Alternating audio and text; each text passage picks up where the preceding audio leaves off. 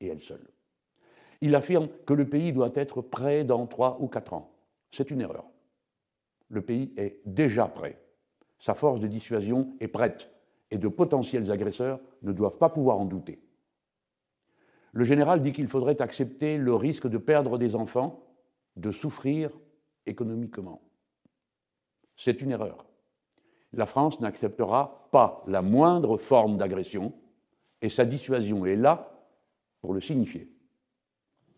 Le général désigne des ennemis possibles. Encore une erreur. C'est à l'autorité politique, du Parlement, au chef de l'État et à eux seuls de le faire. Car cet énoncé vaut ouverture du combat. Une telle usurpation de responsabilité, de tels propos sont inacceptables. En répétant publiquement des scénarios de guerre, dans une vision archaïque à l'âge nucléaire de la guerre, le général outrepasse son rôle. Les chefs militaires conseillent le pouvoir civil, c'est normal. Ils n'orientent pas pour autant les politiques de défense de la nation. Ils ne dictent pas aux élus locaux ce qu'ils doivent faire. Le devoir de réserve s'impose à tous les militaires pour pouvoir recevoir ensuite l'appui de tous les Français.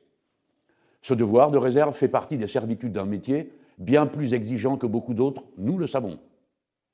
Mais des déclarations publiques engageant le pays dans un imaginaire de guerre n'ont pas à avoir lieu. La France insoumise demande au président de la République, seul chef des armées, de rappeler à l'ordre le général Mandon. Nous demandons au président de la République de réaffirmer que les orientations stratégiques de la France relèvent exclusivement du débat politique et des autorités civiles qui sont placées sous le contrôle du Parlement. Nous lui demandons de rappeler que la France ne veut pas de guerre. Je conclus en vous disant qu'aucune guerre n'est jamais inéluctable et qu'il ne sert à rien d'en effrayer les Français tant que l'on fera tout pour épargner à l'humanité l'épreuve nucléaire que la guerre contient à notre époque et dont on ne peut abuser des alarmes.